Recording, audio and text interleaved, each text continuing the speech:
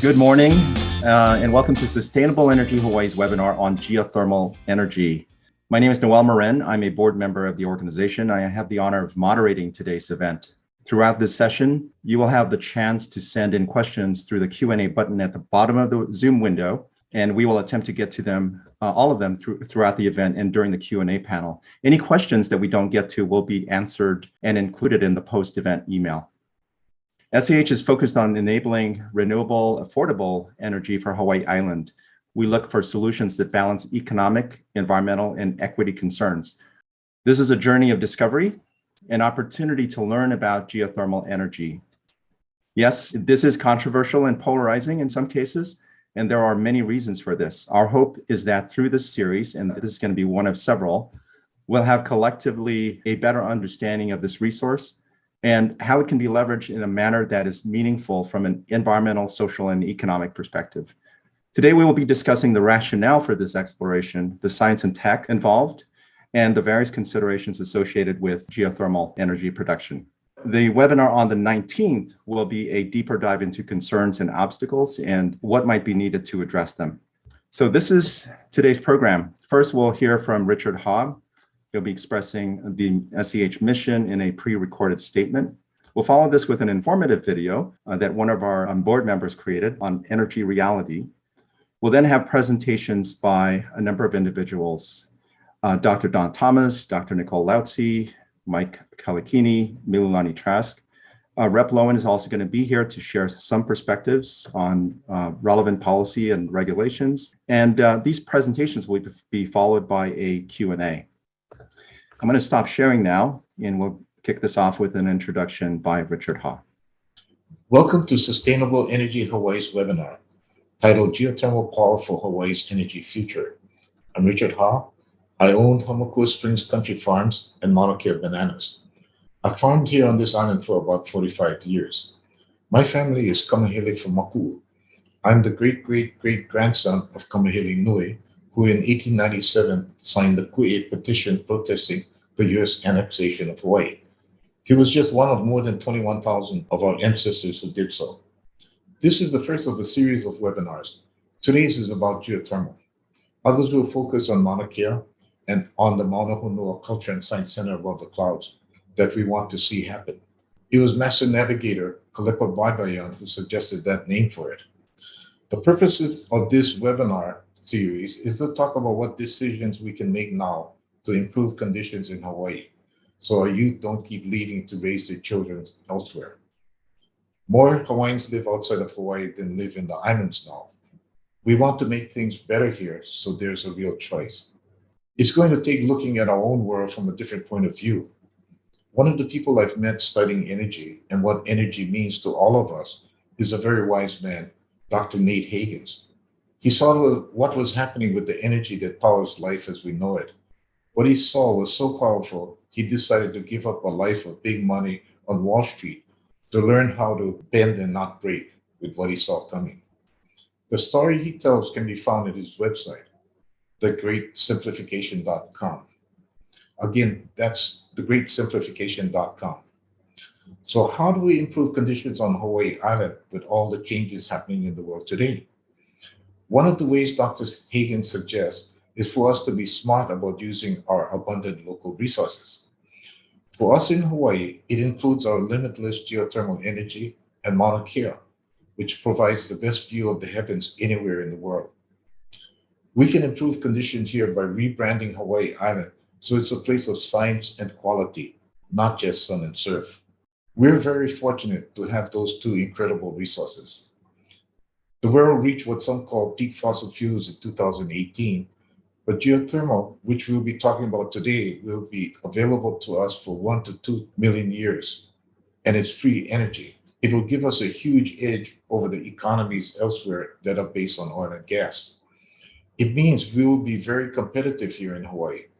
The other resource, Mauna Kea, is about having a place where we can peer into the skies, into the future, to explore new horizons, just as our Polynesian navigators did on the ocean. Mauna Kea is widely acknowledged to be the best place on Earth to see into the heavens, and it too will be available to us over the next million years. And it's also free. We can make it so that viewing the heavens has minimal impact on the Aina. These are amazing resources that most places don't have. We need to make the effort now to take the gifts they give us and incorporate them into how we live and into our economy. That will substantially benefit all of us and our quality of life for many generations to come. Hawaiians successfully integrated science and culture for more than 1,000 years. If you study how pre contact Hawaiians looked at the economy, they took what we now call a physical science ecology approach. They balanced their needs and resources, which supported a large population very successfully. It's similar to what is called biophysical economics on the mainland. It's a science based view of economics that allows the testing of hypotheses. It's very different from neoclassical economics, which is the dominant economic theory today and is a social science. But it's not only about the sciences, it's also about cultural concerns. Placing a culture and science center above the clouds is a way we can not only nourish our Hawaiian ways and values, but also present them to the rest of the world. The center would be below the ants quarry level. We take cultural concerns very seriously. Four important plans have come together recently that will affect what happens next. They all require any changes to be made with great attention to cultural integrity. They are the 10-year analysis of the Comprehensive Management Plan, the UH Master Plan, the federal government's most recent decadal survey, which declared both the 30-meter telescope and the Magellan telescope in Chile to be federal priorities, and that of the Mauna Kea Management Working Group. Again, each one of these solutions require a respect for the Hawaiian culture. It's a critical time to make plans for geothermal, Mauna Kea, and also the Mauna Honua Cultural Science Center above the clouds. We want to see the Mauna Honua Culture and Science Center built at the visitor information station level of the mountain. We've identified a site we'd like to see the DLNR dedicate to this purpose, and it will be managed outside the UH system, so present and future generations of Hawaiians can do research and practice cultural preservation, education, language, science, and ecology. It will help us brand Hawaii as a place of top-level science and quality. Some worry it wouldn't be safe to bring more people up the mountain, but we have time to make it safe. This won't happen tomorrow. Maybe we run four-wheel drive hydrogen-powered buses up there. There are other possibilities. There's time to figure all that out. The bottom line is that it's time to address all three of these issues in positive, cost-effective ways that will improve life for our grandchildren and their grandchildren. Here's something to think about. Future generations will look back and judge us by what we do with the resources we have available now, because it will impact how they are living then. They will look back at us because we are their ancestors. We have a responsibility to do right by them. We have a responsibility to make smart decisions today. Thank you for being here today. Now, let's take a good look at what geothermal offers us in the future. Aloha. Thank you, Mr. Ha, for sharing that vision and mission of SEH. Before we start this video, I just wanted to share that an understanding of our global energy supply and demand and what's required for us to decarbonize our economy is very critical for us to be able to solve major problems like climate change. This video that we're now about to see was recently published to contribute to this understanding. And thanks to Peter Sternlicht, board member, for getting this together. Let's roll the video. Modern Energy 101. Albert Einstein famously said, "Everything is energy, and that's all there is to it." This isn't philosophy, it's physics. The science of physics defines energy as the capacity to do work. Regardless of the form that's used, energy literally is what powers everything we do in life. Curtail any of what's in use today, and the entire system begins to weaken. At Sustainable Energy Hawaii, we believe it's essential our community have a greater overall understanding about energy. Due to the climate emergency, major decisions are currently being made about our energy future. The question of whether they're sustainable over the long term isn't really a discussion we've had in depth yet. To that end, we're convinced geothermal has a prominent role to play in our energy future. Today, there's a race to decarbonize the global economy. The lion's share of this effort is focused on solar and wind in combination with battery storage. All of these are valuable, essential, and achievable near-term solutions. At SEH, we wholeheartedly support these efforts. However, we know that solutions with longer life cycles are critical as well. Hawaii has very different energy challenges compared to those being confronted on the large continental land masses. Each Hawaiian island is small, isolated, and the physical space that can be devoted to renewable energy production is limited or in conflict with other public, private, or cultural interests. None of our islands have interconnected grid systems, and the relatively small size for each power plant keeps them from enjoying the economies of scale seen elsewhere in the world. These conditions and more contribute to the high price we all pay for power. To put the potential of geothermal power into context, we should take a broad look at the basics of energy and then evaluate our expectations as humanity goes through its first major energy transition in more than a century. At the outset, it's important we understand that not all energy is created equal. By this I mean we use distinctly different types of energy to satisfy different needs, each requiring different concentrations of raw power. Broadly, there are three well-defined forms of energy used to support civilization as we know it. For example, we have one form that's specifically used for transportation, another that powers static infrastructure, such as our homes, commercial buildings, and public spaces, and then a third, often left out of the energy category altogether, food. Transportation is primarily powered by petroleum and tends to come in various types of liquid fuel. Gasoline, diesel, jet fuel, and marine gas oil are good examples. Even with the advent of EVs, 96% of all transportation used to move people and goods around the world is still powered by liquid, petroleum-based fossil fuels. Today, there is no alternative at scale. Solar cannot power container ships. Windmills cannot power the mining equipment needed to secure the raw materials used to build renewable systems in the first place. This should begin to illustrate the scale needed to transform global energy supplies to renewables, especially if continuous growth on a finite planet remains the default business model. Our second energy type is electric power. At its most basic, generating electricity has been very simple. We've just needed some kind of continuous flowing force to spin a turbine generator. In recent history, that's come from burning fossil fuels like coal, natural gas, or petroleum to produce the heat needed to boil water. That in turn produces pressurized steam that spins power-generating turbines. Current data from the U.S. Energy Information Administration shows that 61% of U.S. power production still comes from fossil fuels. The remaining 39% are renewables and comes from a mix of hydro, nuclear, wind, solar, and biofuels. Even though renewable energy growth is quite strong, it's only projected to satisfy a little more than half of the growth in overall energy demand during 2021 and 2022. The rest will come from increased fossil fuel use. The third type of energy I want to discuss today is the energy that powers you and me and all of our domesticated animals, food. Today, it's estimated that 90% of the food consumed across the Hawaiian Islands arrives by petroleum-powered cargo ships. Virtually all that food is grown using some combination of equipment and fertilizers that is derived from fossil fuels. The existential crisis, that is climate change, demands we rapidly replace our fossil fuel energy consumption with low-carbon or no-carbon alternatives.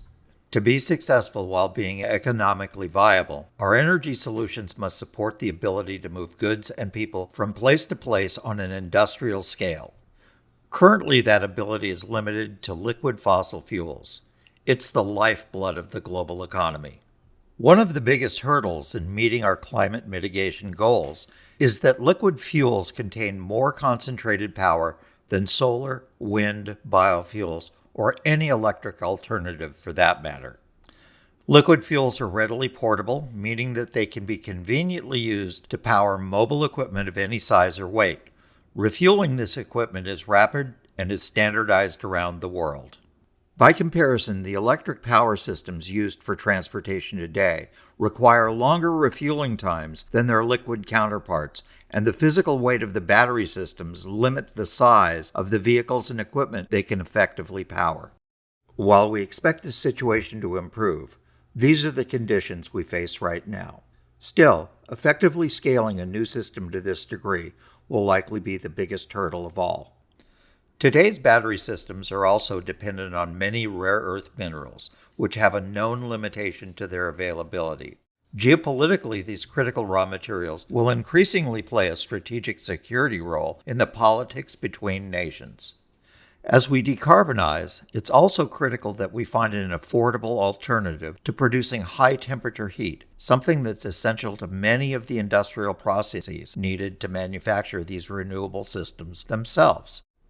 So from the mining of minerals, to the transporting of large renewable energy systems, to delivering the thousands of EVs we're counting on to reduce our carbon footprint, none of that occurs today without fossil fuels playing a prominent role all along the supply chain.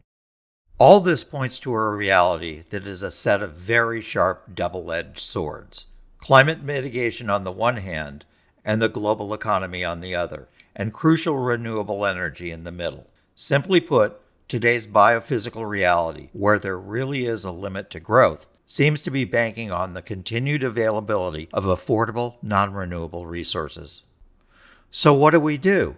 Who's going to pay for all the changes we need? How much time do we have before we reach the tipping point separating success and failure? These are questions that do not have simple answers. Just looking at the time factor, it seems the unspoken conventional wisdom surrounding the world's renewable energy transition is this. If we fall behind the schedule we've set for ourselves, we can just keep doing what we've always done. Continue using fossil fuels a little bit longer. There's a big catch to this, though. Fossil fuel supplies are finite, too. At this point in history, we're seeing the practical limit to how much can be supplied on a daily basis. At SEH, the energy resource data we've studied credibly indicates the tight supplies we're experiencing today is more than a short-term issue, but one that will continue well into the future. Each day there's news about energy shortages around the world. We see it impacting Europe, Asia, and the United States too. Global energy demand is increasing to historic highs with no let-up in sight. As fossil fuel demand surpasses available supplies, logically, it will become more expensive, driving up the price of everything else along with it. Everything. We've all seen what's happened to gas prices over the last year. We know what's happened to the price of other goods too. It's common sense that with the interdependence between fossil fuels and the production of renewable energy systems, the cost of those systems will rise too. We also know the infrastructure the world is counting on to provide the added power to fuel our growing EV demand is in desperate need of update, upgrade, and expansion. For example, we know the lifespan of today's solar, wind, and battery systems range from 15 to 30 years. As I mentioned earlier, each of these is built using rare earth metals, many of which may not remain available at the scale or price needed to continuously retool the entire planet's energy systems into the second half of the 21st century. At Sustainable Energy Hawaii, we're convinced the time for long-term thinking is now. We believe our future energy needs must be viewed not just from a climate mitigation perspective, but also from that of local resilience, sustainability, and from one spanning a multi-generational time frame. To that end, we see a rare, indigenous, essentially limitless source of heat, one our community could choose to respectfully and responsibly transform long-term into usable modern energy. Logistically, that source of heat doesn't need to be imported. It doesn't have to be purchased from a global oil company. It doesn't emit carbon into the atmosphere. Its system's construction uses largely common base metals in its design, and this heat exists under the very islands on which we make our homes. Our geothermal energy supply being constant means the price for the heat it offers won't change over time. This is where we're convinced that our indigenous, steady-state geothermal resource can make a real difference to our lives long term. This could also be the means to support the production of affordable, green hydrogen and jumpstart a new local industry. Every industrialized nation around the world is pursuing the production of green hydrogen. It can serve as a replacement for many functions battery power cannot satisfy efficiently. That includes powering heavy machinery, ocean-going freighters, and even high-capacity airships. This indicates that the export market for affordable green hydrogen has great potential if it can be produced at scale. The benefits of hydrogen are many. It's another way to store electricity, like we do with batteries, but in greater volumes and for longer periods of time.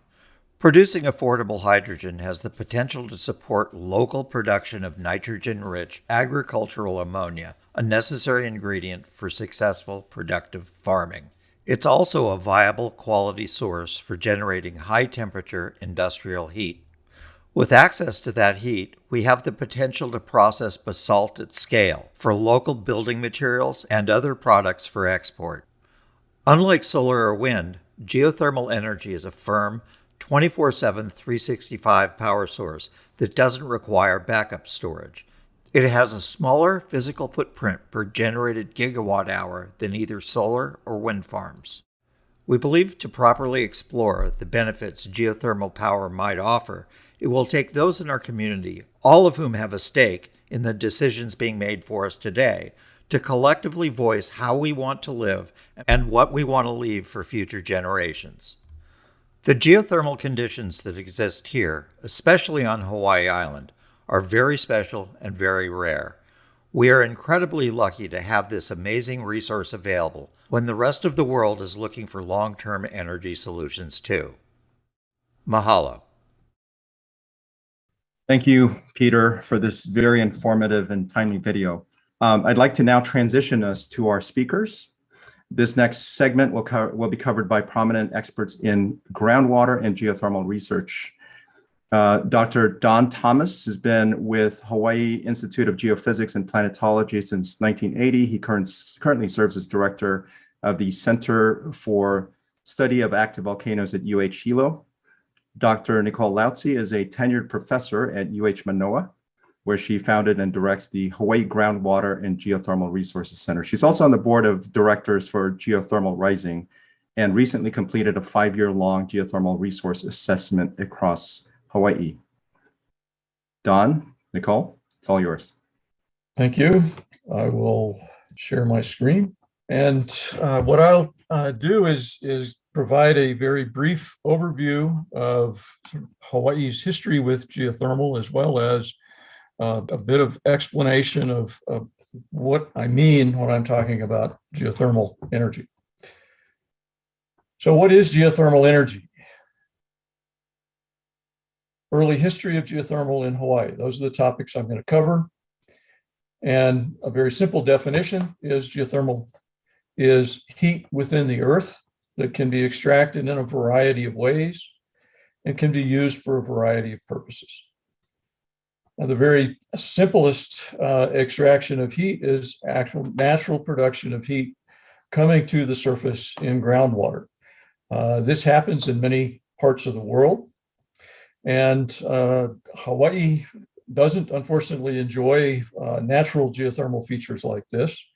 But worldwide, these features actually began the earliest uses of geothermal energy for public spas, for bathing. There are many, many health spas worldwide that take advantage of these natural outpourings of thermal fluids from deep within the earth. This particular image is taken in Italy. And one of our earliest uses of spas in the Western world is actually, this is Bath, England. So when you take a bath, think of geothermal. There were hot springs in England that during Roman occupancy of the British Isles, they built this spa for their use back in the about 200 AD. So we know that geothermal use extends at least that far back. Of course, we also have evidence. These are a fairly famous photo of the snow monkeys in near Nakano, Japan, soaking in the hot springs there. I suspect that actual bathing use of geothermal fluids extends much further back into our history than the Romans. But generation of electrical power is also a major worldwide use of geothermal energy. And of course, it requires a bit more effort. There are multiple ways, multiple technologies for producing that power. I'll give you a very quick summary of those ways right now. In some types of geothermal systems, we have steam contained underground at depths of several hundred to 1,000 or so feet below the ground surface. We can drill down into those steam saturated zones and bring that steam to the surface to drive a turbine. And once that exhaust steam is cooled, that water is reinjected back into that geothermal reservoir to be reheated again. And this is an important concept to understand. The geothermal resource is actually the heat within the rock. The water is simply a mechanism for bringing that heat to the surface and allow us to extract work from that usable heat. Other types of geothermal resources, the reservoir is saturated with liquid water, but under the pressures that are present deep underground, that liquid water can be heated to 600 and more degrees Fahrenheit, drilling a well into that reservoir and allowing that fluid to spontaneously come to the surface. We allow it to flash to steam, to boil to steam. We separate the steam from water, and that steam then is used to drive a turbine to generate power. And the exhaust steam, as well as the liquid brine, can be re-injected back into that reservoir to be heated again. And this is a more common geothermal production mechanism than is the dry steam fields. But the dry steam fields actually began to be used as early as 1904 in Larderello, Italy. And the first actual geothermal power plant was a dry steam plant at Larderello that was putting power onto the local grid in 1914. So this is not a new technology. It's not an experimental technology. The engineering is well established.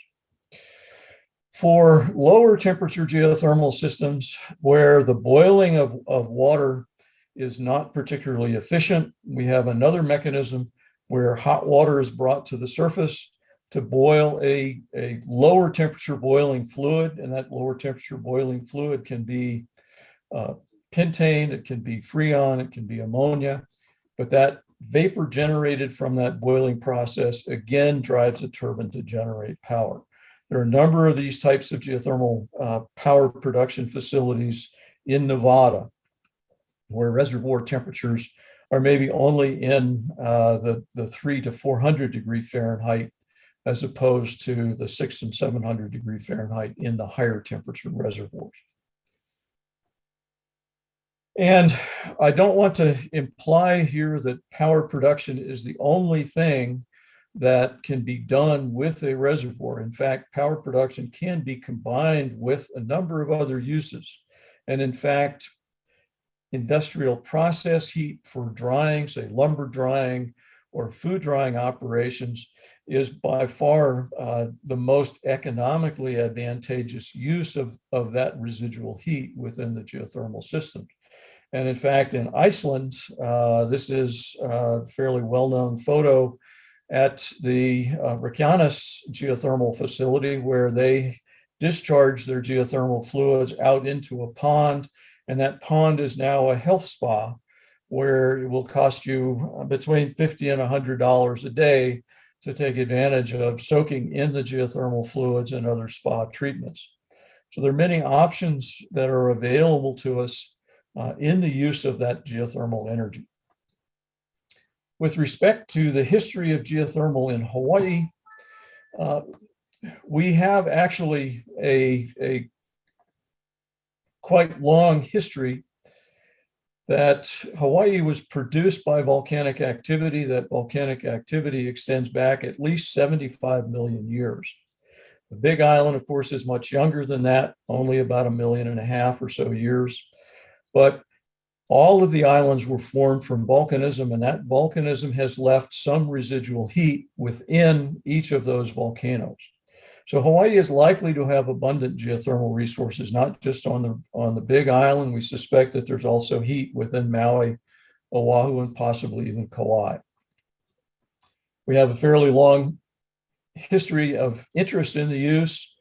The early Hawaiian use of geothermal steam at the Kilauea summit was for cooking food for human consumption as well as for animal feed. That has been reported as extending back at least into the 1800s. And there's a fairly famous conversation that was held during King Kalakaua's visit with Thomas Edison in New York in 1881, where his attorney general asked, I think facetiously, whether the massive amount of heat generated by Kilauea could be used to provide electric light to Hawaii. And Kalakaua was quite the visionary. He made it very clear that he was interested in electric power for electric lights and disliked the use of kerosene, which was the technology of the day, and was hoping to see the technology advance to produce electric lights in Hawaii. And Hawaii, in fact, was one of the first uses of municipal electric lighting. So more recent history, the earliest proponent for geothermal energy in Hawaii was Richard Hiva Lyman. Richard Lyman was born in Hilo, raised in Kapoho. He was an agriculturalist from Puna. He was also a territorial and state senator. He, later years of his life, he was a Kamehameha Schools Bishop of State member of the Board of Trustees. He visited Largarello geothermal field in Italy, and after losing a great deal of productive agricultural land in Lower Puna, he arranged to have a company from the mainland come to Hawaii and drill 4 test wells on the Kilauea East Rift Zone. This is the location of a couple of those wells along the Pahoa Kalapana Road, as well as 2 wells located lower on the rift zone here and here. So he was really the groundbreaking innovator as far as geothermal resources. Unfortunately, those wells were too shallow. They encountered high temperatures, but not high enough to be used for electrical power. The HGPA research well was the first deep well drilled in Puna in 1975-76. It was a little over a mile deep and encountered water at 675 degrees Fahrenheit, located right about here. During the 1970s, we had a 4 times increase in the cost of oil in 1973, and again 3 times increase in 1979, which had huge impacts on Hawaii's economy. And it led to the development from the successful demonstration of a high temperature geothermal resource to a small wellhead power plant that operated from 1982 to 1989 and demonstrated that the resource was sustainable. It could produce power for an extended period of time. During this time, we conducted a statewide geothermal assessment and identified prospective resources on all islands. This is a general image showing the East Rift Zone of Kilauea, Mauna Loa, Hualalai, even Kohala, East Maui volcano, and extending up to Oahu and Lanai on Kauai, where prospective geothermal resource areas were located. But this was a very preliminary study and was based on existing data. Now I'll turn the baton over to Dr. Nicole Lautze, who will present more details on recent research and characterization of Hawaii's geothermal. Yes, thanks, Don. So I'm just jumping right to the chase in what I'm showing on this first slide, which is a map that reflects the probability of a geothermal resource existing in the subsurface on each island in the state, with the red colors being higher probability of a resource And of course, we see a lot of red on the Big Island of Hawaii, but again, we see red throughout the state, and this surprises a lot of people. So I thought I'd point it out. So this was a 6-year-long statewide geothermal resource assessment funded by the U.S. Department of Energy. Total funding amount was $2.3 million, which might sound like a lot, but as I'll get to, is not a whole lot of money when it comes to doing geothermal exploration. And I'll go through how did we get this probability map so that you think it's believable. But before I do that, I'll kind of echo something Dawn said, which is that we don't see these surface manifestations like other places in the world do see. So this is California. You see a geothermal plant now in this video. In Iceland, there's boiling water. And so that can facilitate geothermal exploration. In Hawaii, we're looking for locations where magma has passed through the subsurface but not erupted. All of our heat in Hawaii is going to be due to that magma. And although the islands are entirely volcanic, that doesn't mean that magma was everywhere. The magma erupts at specific vents, typically localized beneath the caldera and the rift zones of our shield volcanoes. So this cartoon might be a bit informative. Magma comes from deep in the mantle below the caldera and passes laterally from the caldera along rift zones some kilometers below the surface. And how do we conduct geothermal prospecting in Hawaii? There's 3 main steps. Well, maybe 4. I mean, we first can do geologic mapping to know where we expect the magma pass through the subsurface. And then we can get groundwater data from existing water wells. Step 2, we go out and do a geophysical survey. And so that entails placing some geophysical instruments on the surface and getting a map or an image of what lies below the surface. And then to get the temperature, we need to drill a slim hole. All of this work, I wanted to point out, is trying to understand what's happening in the subsurface. And so there's clearly a connection to understanding our fresh groundwater system. And more recently, Don Thomas and I have gotten involved in looking into carbon storage potential, which also requires a knowledge of what's going on in the subsurface and subsurface geologic structures. In terms of costs, we do these steps in part due to price. So it's cheapest to look at the groundwater data. A geophysical survey costs some tens to hundreds of thousands of dollars, depending on how extensive or how difficult the terrain is. And then drilling of a slim hole, and we need to get to 2 kilometers or 6,000 feet roughly, for reasons Dawn mentioned too, because if it's too shallow, we could miss the resource. So that costs between $2 to $3 million. And this image the photo you see here is an image of a drill site to drill a slim hole. So the rig is actually masked behind this shipping container here. It's not a major production to do these slim holes. It requires a crew of about 10 people max, and shipping of the rig and some shipping containers for supplies. It's minimally environmentally impactful. Okay, I'm going to go back to what did we do in this project? Well, in phase 1, we identified and collected existing data relevant to subsurface heat, fluid, and permeability. We need all 3 of those things to constitute a geothermal resource. And I've color-coded these according to geological, geophysical, and groundwater data types. So basically compiled a lot of data. Step 2 was, here's some example data sets. So top left is a map of groundwater temperatures across the state. Top right is gravity data, which is one type of geophysical data on which is overlaid caldera and rift zones. And we incorporated the age of the volcanism as well to go into our probability model. And we also used Hawaiian place names, as the Hawaiian place names were descriptive. So we did kind of an analysis or a screening for things like warm water or stinky rotten egg smell, and incorporated that into our results too. To get to the probability map, basically, I'm not going to go into this, but we did math. So we developed a statistical method to bring all those those data into a probability model. Okay, and I'll show that probability model again later. In phase 2, we were allowed to go out and get some more groundwater and geophysical data, which we did the groundwater statewide. Geophysics, we focused on Lanai and Maui. in part because we already have quite a lot of data on Hawaii Island. And in phase 3, we deepened a water well on Lanai. So again, this is the drill site on Lanai.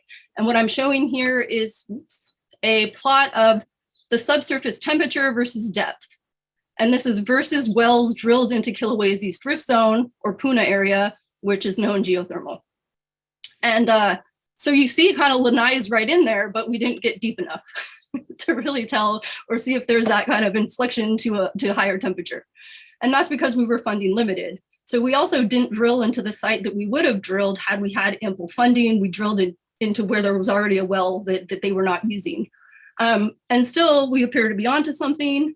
And I think Dawn and I are excited because this is relevant to older volcanoes in the state where perhaps there's higher, and what we know there's need for higher electricity. And so maybe it motivates more drilling to measure those temperatures.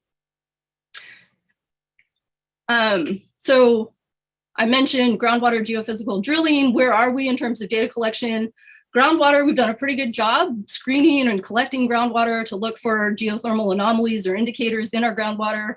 Geophysics, we've done quite a lot of geophysics across the state. What I'm showing here is geophysics that we've done on the Big Island. So we've done some Kilauea, Mauna Kea, in the saddle between Mauna Kea and Mauna Loa, and a little bit on Kohala. It would be good to do some more on Hualalai and Kohala. Mauna Loa, South Point area too, its perspective. And it's these data that have really informed our probability map. And so let's look at that again. So yeah, there we go. So it's the groundwater and the geophysical data that have largely fed into this probability map. Where are we in terms of drilling data? We are not so good. So where geothermal exploration drilling has been focused is along Kilauea's East Rift Zone or the Puna region. So here, and that's not surprising because it's a volcanically active rift. And so we know it's the hottest. So we're going to get highest temperatures, most electricity generated. On the yellow star here, that's where PGV is. The orange star is where Don Thomas drilled a well. It was funded by the US Army to look for groundwater and measured elevated temperatures from basically 3,000 to 6,000 feet or 1 to 2 kilometers below the surface. So that was a surprise. And then other than that, the drilling on Lanai was kind of targeted to look for actually both understanding of their groundwater system as well as measure the temperature. And this shows where we did drill. We deepened Lanai well 10, and where our geophysical data showed us would be exciting was to drill into the caldera region, which we missed. And so I guess what I advocate for to really understand, if the state wants to truly understand its geothermal resource, is to come up with $20 million to drill 5 or 6 or 7 of these slim holes. I think that's what's needed next. We could do geophysics first, depending on where we wanted to target. We could have a discussion around where would we want to drill all those wells on Hawaii Island? Would we want to spread them across the islands to try and understand what our temperatures look like? And I guess if 20 million sounds like a lot of money, I scratch my head sometimes saying, what should I say? Because, we spend $1 billion per year importing fossil fuels. And I think geothermal has potential to displace that. Or is it too small of a number? Because we would learn a lot if we had that number, and then we can plan our next steps. With that money, we could talk about how to most intelligently develop and where to develop. It's a little bit of perspective. I'm not sure how I'm doing on time, but I didn't need to show these videos again, but I couldn't figure out how to stop them. Hawaii has 38 megawatts of geothermal energy capacity, basically at one plant, which is PGV. California has 2.8 gigawatts of geothermal, and the California PUC last year put out a mandate to expand firm power generation, so likely mostly geothermal, another gigawatt in the next 5 years. Iceland has 755 megawatts installed, and that's enough for them because they also have quite a lot of hydropower. They're talking about exporting their geothermal resource or electricity to other locations, and they use it for other things, which Hawaii could potentially do too. Our power supply improvement plan here currently has 80 megawatts of geothermal. It's a very small slice. I'd like to see that slice a lot bigger. And just something that was in Peter's movie that I think this visual might help with is basically footprint of these two renewables, solar versus geothermal. So what this image shows is a 26.4 megawatt capacity solar plant and a 33 capacity megawatt geothermal plant. But a really big advantage of geothermal is that it's always on, it's firm. So there's no solar energy production at night. So its capacity factor is 25%, whereas geothermal is 90. Basically, if you do the math, what this shows is that on 10% of the land, you get 4.5 times the amount of energy from the geothermal plant. And if we take that home, if we compare our one power plant, PGV, geothermal power plant, with our largest or formerly largest solar project, the numbers aren't too different. PGV occupies 20% of the land and produces 5.5 times the electricity. And I'll stop there. This Hawaii Groundwater and Geothermal Resources Center, we have a Facebook and Twitter page, and we have a website, which is on this slide. And you see my email, which is very simple, my last name, at hawaii.edu. Nicole and Don, thank you very much for this. And we will be sharing the information that you've just shared here with the contacts in the report that we'll send out to all of our attendees. Once again, thank you very much for this fascinating presentation.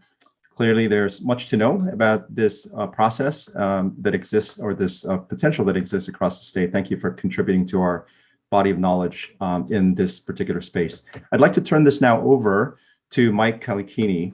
Mike is Senior Director, Hawaii Affairs for Puna Geothermal Venture, or PGV. This is, as mentioned, Hawaii's sole geothermal energy plant. He's responsible for focusing on the broader aspects of BizDev, public, private, and government affairs in Hawaii. And he has extensive experience with the operations of a geothermal energy plant. Mike? Thank you, Noel. And aloha mai kako, everyone. Thank you, Sustainable Energy Hawaii, for putting this webinar on and inviting us. Appreciate the opportunity. So I wanted to start off by providing a little background on Puna Geothermal Venture. So we're located approximately 21 miles southeast of Hilo. We are, like Dr. Lautze mentioned, on the Kilauea Lower East Rift Zone. We situated the facility because of the HGPA facility, the success that Dr. Thomas and others had there. And it just made sense, that that's where the resource was. And so in 1993, PGV reached commercial operation for 25 megawatts. And we had such a prolific resource initially with only 2 production wells that we were able to increase an additional 5 megawatts in 3 years. So we went from 25 megawatts in 1993 to 30 megawatts in 1996. And since then, though, we were able to also increase our output to 38. So an additional 8 megawatts. That was in 2012. So we're very excited and appreciative of what's going on. Interest in geothermal. We've had interest in the past, and it looks like there's a lot more going on. And that's the general overview of PGV. I wanted to share with everyone a little bit about our parent company. We are with the Ormat family, the Ormat company that was founded back in 1965 by a husband and wife, Mr. Lucien and Miss Dita Bernicki. The Bernickis founded Ormat in 1965. So Ormat has over 56 years of renewable energy technology. We're the only vertically integrated geothermal company.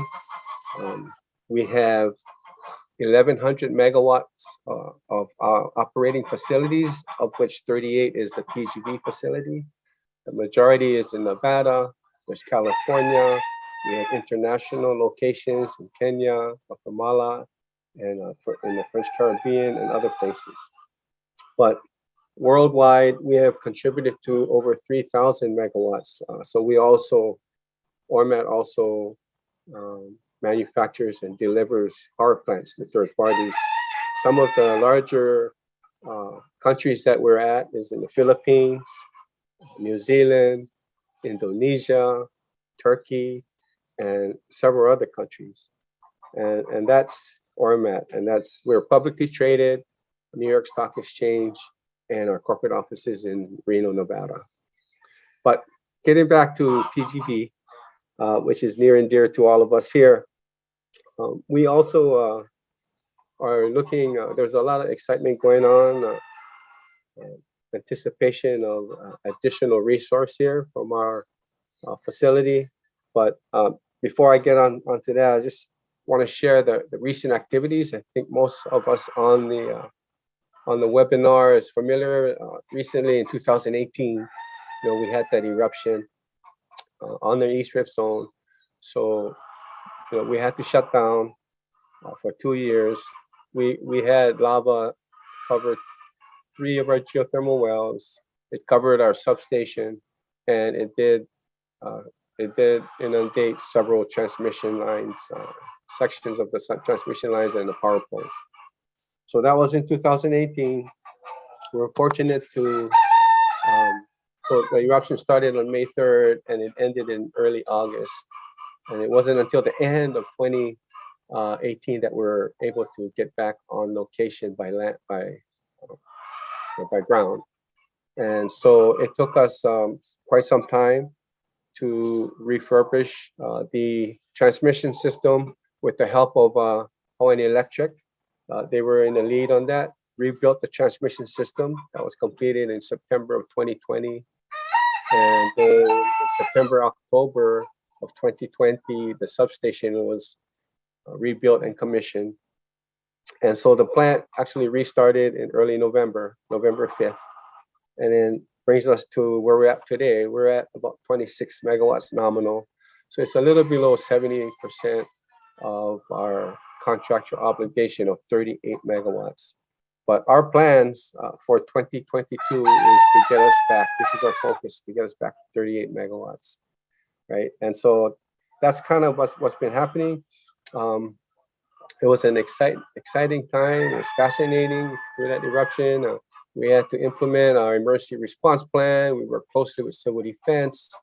We worked closely with the governor's office. If some of you may recall, actually the state actually took operational control, and we've informed the task force team of experts from the mainland and experts from Ormat. And we were able to get all of our wells in a very safe condition. With the 3 that I mentioned that was covered, we've recovered 1 that's back in service. We're working on the second one. So, we designed those wells with the understanding that there could be an eruption. And so our plans as designed actually worked. And so it just shows that we can be resilient. We can bring those wells back in service like we did. So prior to the eruption, PGV and Ormat was actually engaged with Hawaiian Electric to do a repowered facility.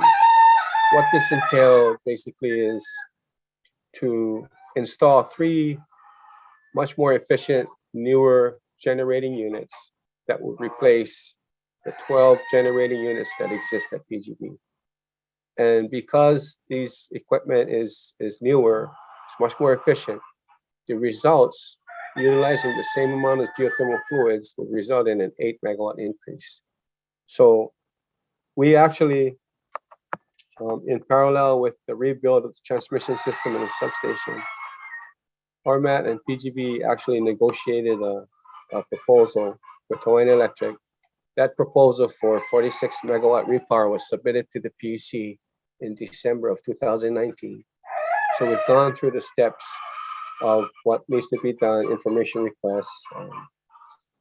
There's participants that go back and forth with any concerns and questions. So we propose to delink all of our pricing. The energy rates are going to be some of the lowest available, between 4 and 7 cents a kilowatt hour. And there's not going to be any increase in the rates. It's just gonna stay at 4 to 7 for the duration of the power purchase agreement. It's an amended and restated power purchase agreement, and it's going to extend the term The existing contract would terminate at the end of 2027, but this new proposal would extend the terms out to 30 years more. So it should, hopefully, if approved, take us beyond 2045, which is the year that the state mandates 100% renewable energy. So we're excited on that. That docket is under review. The last items that we were addressing was environmental review that the PUC wanted us to engage in. And so we are working with Hawaii County on the environmental review process, and we're waiting for the PUC to render a decision on the terms of the amended and restated power purchase agreement. But we were very excited and hoping for a decision to be forthcoming very soon. Mike, thank you. Thank you very much for sharing all those details related to our journey with PGV. Clearly, there's a lot to be learned there, and we're learning and applying. So thanks very much for that. There are a number of questions that have been raised, which we'll address in the Q&A section. So I'd like to now transition. We will now have Mililani Trask. Mililani is a Native Hawaiian attorney and principal of Indigenous Consultants, a Hawaii-based nonprofit that advises Indigenous peoples on economic development projects. She was an advisor to Hawaiian Power. This is a Hawaiian development group that bid on the last geothermal docket that went before the state PUC. She's also facilitated native energy development in New Zealand, Africa, and Hawaii. Mililani? Aloha, everybody. I wanted to start out by thanking the SEH group for making a place for me on this panel. Indigenous Consultants is a little company that I put together many years ago when I went to the United Nations. When I got there, they gave me 2 global portfolios. One was health, and the other was Indigenous energy. And that is when I began to look at renewable energy resources and how it interfaced with Indigenous peoples. Indigenous Consultants came online to work with Hawaiian Power, a Hawaiian development company for geothermal, in the last round of activity on geothermal with the PUC. If you want to see the way that we do business, go and look on the PUC website, and you can see all of the things that we filed for Hawaiian. At that time, I did community workshops on all islands in every district here on the Big Island, and we also floated survey instruments so that we could poll our community. The Indigenous Consultants framework in working with Indigenous resource owners of geothermal is 4 points, and all of our Indigenous partners agree to this when we partner with them. Number 1, that geothermal energy must be developed in culturally appropriate ways. Number 2, development has to proceed in an environmentally way that is clean and green. We are against any kind of geothermal or energy development that toxifies the environment in which we live. So environmental is pretty straightforward, clean and green. But we also think that energy development, whether geothermal or otherwise, needs to be done in a socially responsible way. And also number 4, in a way that is economically equitable. Now, in the state of Hawaii, geothermal belongs to and is owned by the public and the native. It is a mineral defined by law, and so it is in the public trust. Native Hawaiians with a small n, those of us who are 50% bloods, are one of 2 beneficiaries. What about all the Hawaiians that are not 50% blood? Well, they're members of the public. In our state, geothermal belongs to the public and the native. But when it's been developed, there was no seat at the equity table for the public and the native. Instead, the power goes to foreign investors who have the money and others like HECO who do transmission. So when we look at development of geothermal energy that belongs to native people, we ask serious questions. Where's our chair at the table? And where's our share? of the benefit. When we look at things that way, we have to take a look at where we are with the county of Hawaii. The seat of geothermal production is right here on the island of Hawaii.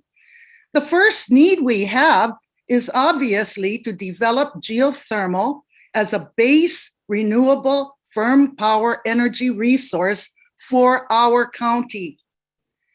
But that is not where the inquiry needs to stop. When I look at geothermal, the resources we have, it's plain to see, and I'm speaking as a Hawaiian and a ratepayer from the Big Island, that geothermal is a gateway for other economic development engines that we need on our island. The first one is hydrogen. Hydrogen is a power source that is available to us on the Big Island because the seat of the original energy resource is geothermal. That means to me, and I don't think it's a controversial issue, that when we develop geothermal, we need to plan for the future and develop hydrogen and plan for it at the same time. Geothermal gives us electricity. It's the hydrogen that gives us the heat. Those two come together. There's a third industry that our county will benefit from, and that is to use a share of the energy we have for base salt product development. We have the finest resources, not only in the state, but in the United States for base salt resources. And we need to access those resources to repave our roadways, to fix the bridges that are falling down on the Hamakua coast. And when I talk with others who are looking at base salt production, two of them have told me Hawaii needs to look at just producing one base salt product. The whole world needs it. Black boxes for airplanes. That has a market not only in the US, but globally. So when I look at geothermal, I look at geothermal production for electricity.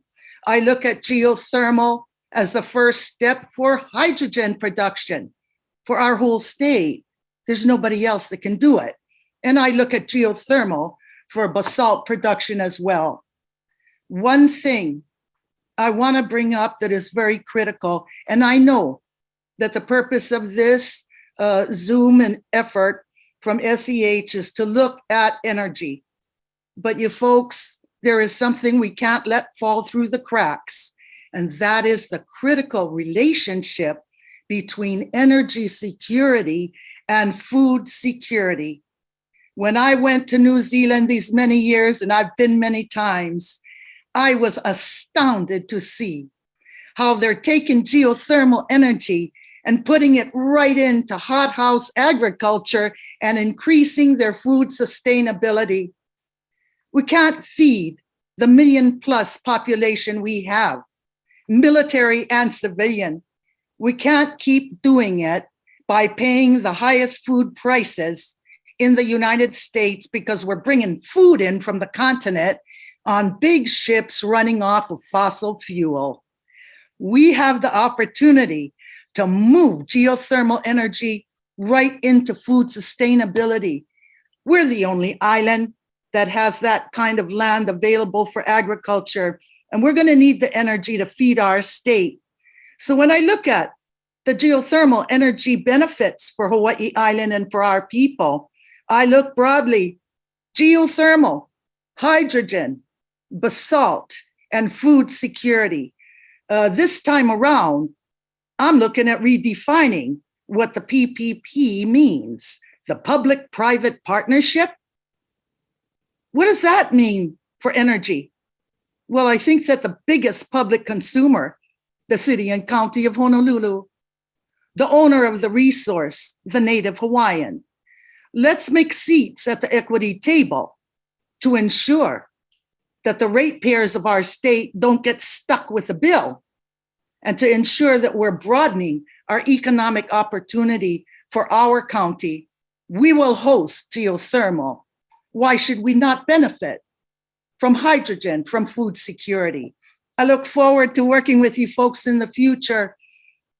Let us all remember that we all missed opportunities many years ago when we called for support for geothermal. They chose the sacred place of Tutupele and the caldera, lost millions of dollars and years of time, learned nothing, went down the hill, and then went to Tutupele's sacred forest at Waukele, Puna, and repeated the same mistakes. Work with Native peoples who own the energy. Our goals are economic self-sufficiency and environmental protection. We all have the same goals. We can work together. Look forward to doing it in the future with SEH and with our governments. Aloha. Mahalo, Mililani. Your breadth of experience and knowledge are very impressive. Thank you very much for sharing aspects of the socioeconomic and social equity considerations that we need to pay attention to. Really appreciate your passion. I now welcome Representative Nicole Lowen. We're so thankful she's able to join us, actually, given that it's so busy at the state ledge right now. Rep Lowen has been representing House District 6 since 2012. She currently serves as the chair of the House Committee on Energy and Environmental Protection. She also sits on the Agriculture Committee and Judiciary Committee. She's founder of Hawaii's Environmental Legislative Caucus, and she serves on the Hawaii Climate Change Mitigation and Adaptation Commission and Hawaii Invasive Species Council. She's also appointed to Electricity Advisory Committee of the U.S. Department of Energy. Nicole? Thank you. And I have a tough act to follow after hearing from so many great presenters. I'll try to keep it brief. I wanted to start, I guess, with reminding everyone about the state's climate and energy policies, including 100% RPS goal to achieve 100% renewable energy for electricity by 2045, net negative goal to be net negative on our carbon emissions by 2045. And then we also last year declared a climate emergency in Hawaii. So we're recognizing the urgency of climate change and our need to prepare for it and also to reduce our emissions. And then we also have written into state law that we want our energy systems to be affordable, reliable, to reduce reliance on imports, so to be local. Currently we import oil from, I think, primarily Russia and Syria. So that's there's a lot of volatility in those areas, and we need to start doing, shifting to more local resources. And then we also have in state law that we want our energy systems to reduce our reliance on fossil fuels. And so I think the question is, does geothermal check all those boxes? And I think that it potentially it does. And if it does, there's a tremendous opportunity to expand that resource, to reduce carbon emissions, to reduce electricity costs, and to create incredible new jobs and opportunities in Hawaii, like all the various kinds of opportunities, like Mililani mentioned, food security, but the many other opportunities that just typically go along with access to abundant and affordable energy that could come from geothermal. I think wind and, we have a lot of solar resource development in Hawaii, especially with like a 4-hour battery backup system typically. And I think that really can actually get us pretty far along our path to 100%. But when you do get to the last, 20% or 10%, when you're trying to get to that 100% goal in the future, we are going to need other resources besides just wind and solar. And so, I think geothermal has potential to do that. And it's a technology that's already mature and understood in terms of how you build a geothermal plant. Let's see, I think I can talk a little bit about some of I wanted to make this point. People often ask, are you for or against geothermal? And I think it's a question to me that doesn't always make sense, because it's like asking, are you for or against hotels? It really depends on the project. So when there has been opposition to projects in the past, I think people have, we don't want to disregard people's concerns to that and try to force geothermal projects through. they need to be sited in a place that's appropriate, where there's not conflicting uses between residential and industrial uses. You have to consider the environmental impacts and make sure those are mitigated for, and plan a good project. And so it is a project by project kind of consideration. And we have to, I think, keep that in mind as we talk about geothermal. There's a few bills in the legislature this year. I introduced one which would just reallocate how the geothermal royalties are paid. Currently, the 20% goes to OHA. That would not change. And then, and of course, if there was any development on DHHL land, 100% of the royalties would go back to DHHL, and that should stay that way. And then currently 50% go to the State Land Development Special Fund, and 30% to the county. So my bill would just shift that to reduce the amount that goes into the state and increase the amount that goes back to the county where these royalties are generated, and then add some stipulation in there that those funds should be used to look into how we can further geothermal or further the conversation about geothermal. And so there's also a bill, I think, introduced by Senator Dela Cruz to appropriate $500,000 to DHHL for DHHL to look at possibilities for developing resources on DHHL land. I guess I would just I'm happy to answer questions. I don't have the same amount of direct experience with developing projects or doing the science that Nicole and Peter do, but I do think that we have to keep in mind, like, you cannot just dismiss the concerns to the public. And I think to not address it, there has been a lot of opposition to geothermal in the past, would be kind of not addressing the elephant in the room. So that's going to be an obstacle that we have to work to overcome, and we'll have to work with community to do it. And I think, what can people do? I mean, I think if you do support exploring the potential opportunity for geothermal, and that's not to say we're supporting a specific project, because we don't know what those projects are or exactly where they'll be or exactly what they'll do. But if you do support the idea of exploring the possibility of having more geothermal and sort of ending what has felt like a little bit of a taboo conversation almost in recent years, and that's part of why I introduced a bill this year, is because we need to keep talking about it if we want to see this explore this opportunity in the future. But I think you can reach out to your legislators and other leaders and express your support for that. I think a lot of times we do tend to hear, the most negative messages tend to get amplified and in the media these days, and we tend to hear from the louder voices more. So I think everybody should chime in. I mean, like I said, can't say whether or not I would support a specific project that has yet to be proposed, but I very much support exploring the opportunities that developing a local, abundant, affordable, and a low carbon emission source of energy could bring. It could be just a tremendous boon for Hawaii Island, and we can't just shut it down and say, like, well, we can never do this. I think that we have to continue to push this conversation and explore the possibility. And I'll stop there, but thank you. Nicole, thank you so much. Really appreciate you putting an emphasis on the need to take a look at all the different angles, the different considerations, including social equity, local concerns, et cetera, as we go through specific projects. So also appreciate your introduction of the policy and regulatory considerations. There's a question in the chat about the number, the bill number. So we can input that, and we'll share that also with the audience in the email that we send out. So thank you very much again for all you do, including your focus on the climate crisis and finding ways for us to get beyond that in a very equitable and socially relevant way.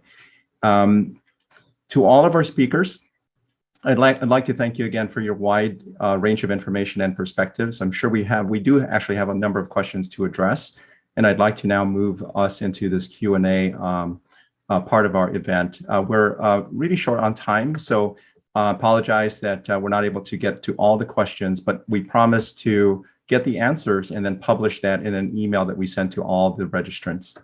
So with that, we'll go into Q&A, and I have a few questions here that Peter has shared with me, and I'll just raise it, and I guess folks on the panel who would like to respond, please do. So one question here that came from Amanda I'll just read it. Has there been any collaboration with the Maori tribes in New Zealand who have very successfully harnessed geothermal based on Polynesian values? And maybe Mililani, I think you may have hinted at work in New Zealand. Do you want to address that?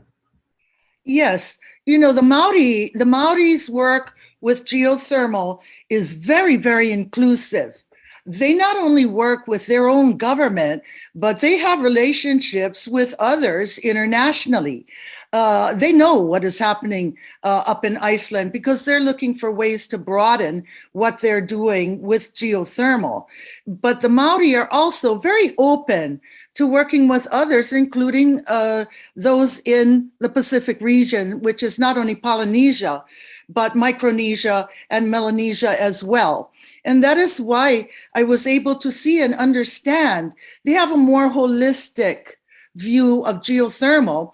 And one of them told me, it's not gonna help us. It doesn't help us to have affordable electricity, and then everyone goes home and they don't have the money to put food on the table.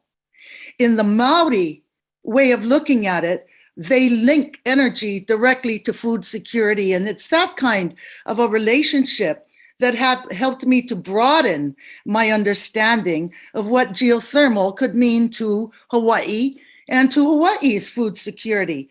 Everyone pays the same cost for food. It's not that Hawaiians get a benefit, but also I learned something from the Maori, and that is you have a strong, culturally based initiative, and you hold to those principles. Work with geothermal partners that respect the indigenous principles, work with them. And those that do not work with them. And it's really through the Maori experience, I began to look at how EDC in the Philippines works with their projects, how AECOM in New Zealand works with their projects.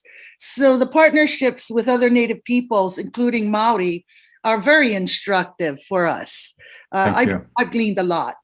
Thank you, Mililani. I think the essence there is what you just said, right? Engage, learn, and embrace. So Thank you very much for that. Exactly. This next question came from Henry. Looking in active volcanic zones show where sites most vulnerable to disruptions due to eruptions occur. These sites will not be good for the long term, right? So it's essentially a question about the safety and long-term safety considerations for investigating geothermal in volcanic zones. So Don or Nicole Lautze, do you want to take that? Yeah, I'm glad to start. Don, you can jump in. I didn't have time to go through the entire project, but we actually considered what was called we call development viability when we went from phase 1 to phase 2 of the project. And there's an entire paper on development viability that's downloadable from our website. You could send me an email and I could direct you to that. And natural hazards was one element of what we considered in that. Also access to a grid, land use. So we just didn't even advise exploring in urban areas or national parks. What was the fourth one, Don?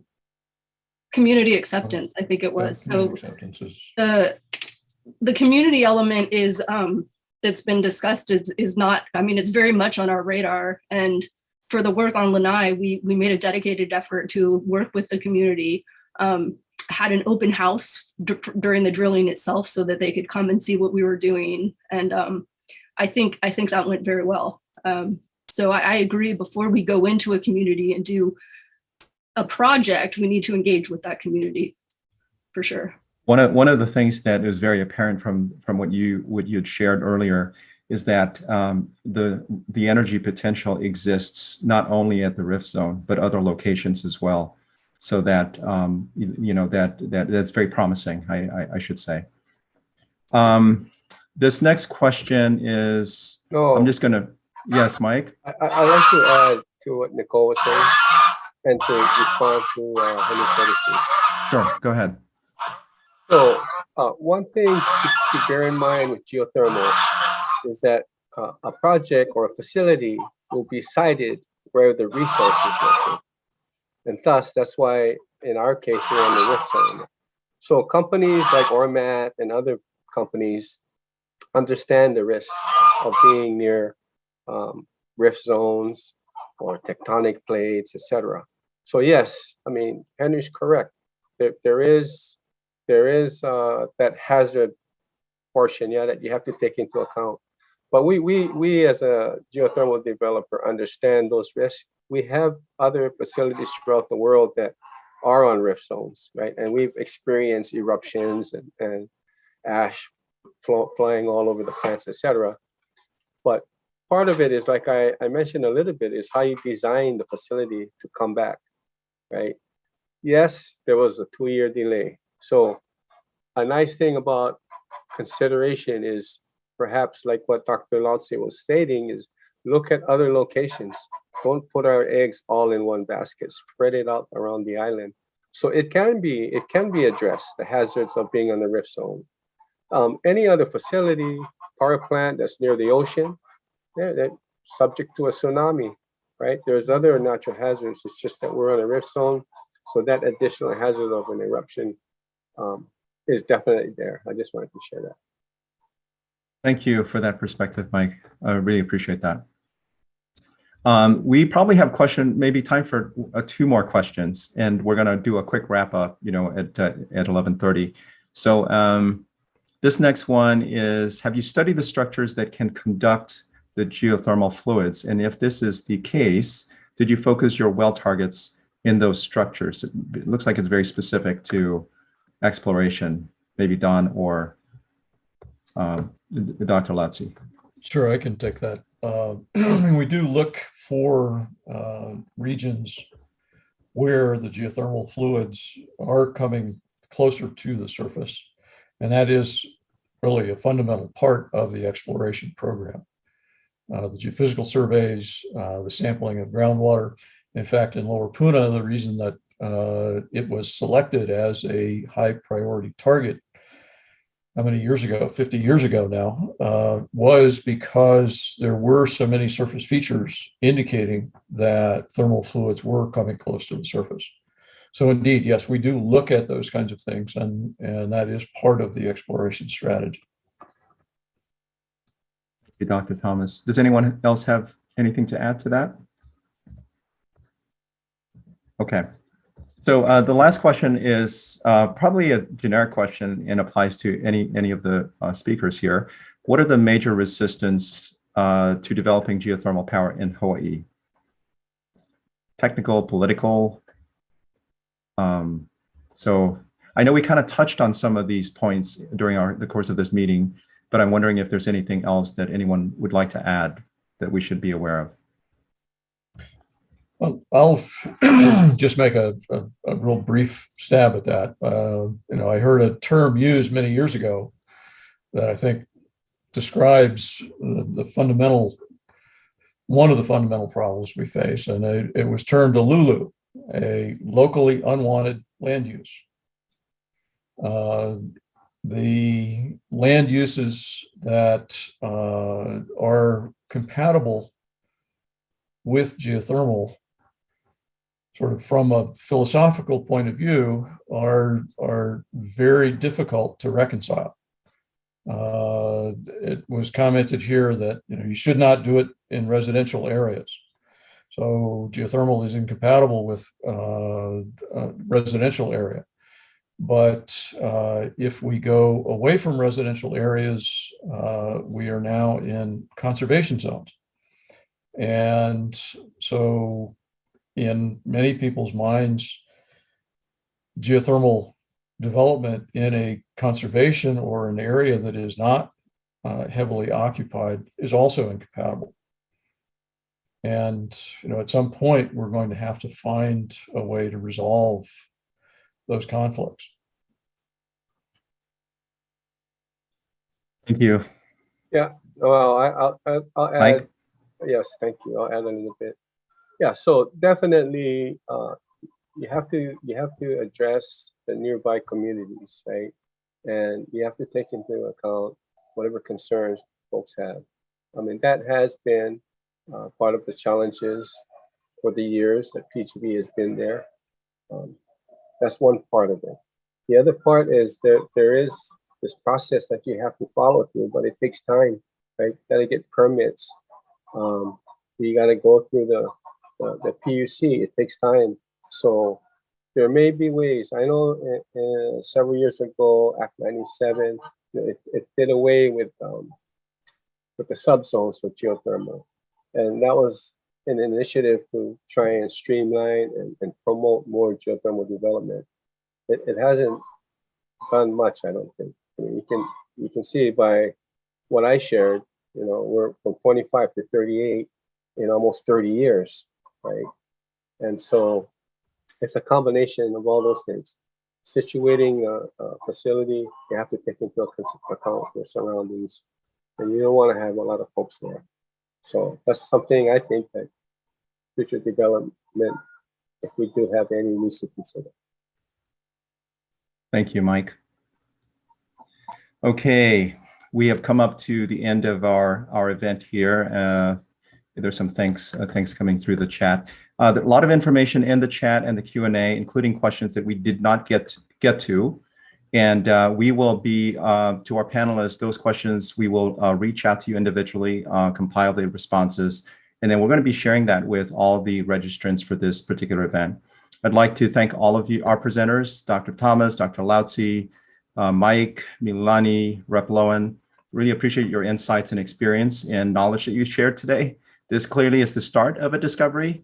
We look forward to engaging with all of you again in the future. And to our audience, thank you for your interest and engagement. I will share a little on the screen right now. This is our upcoming event, which will be a follow through to this particular webinar. And it will allow us to do a deeper exploration into the community, cultural, environmental, and regulatory related concerns. This is happening on the 19th. There's the URL here. Let me just put this in the chat. You can actually, if you haven't registered yet, you can register there, and we will be continuing this wonderful conversation and discovery. So with that, thank you very much for your time. Hopefully this was very informative and helpful, and we'll definitely be engaging with everybody who is registered and participated. Thank you. Aloha.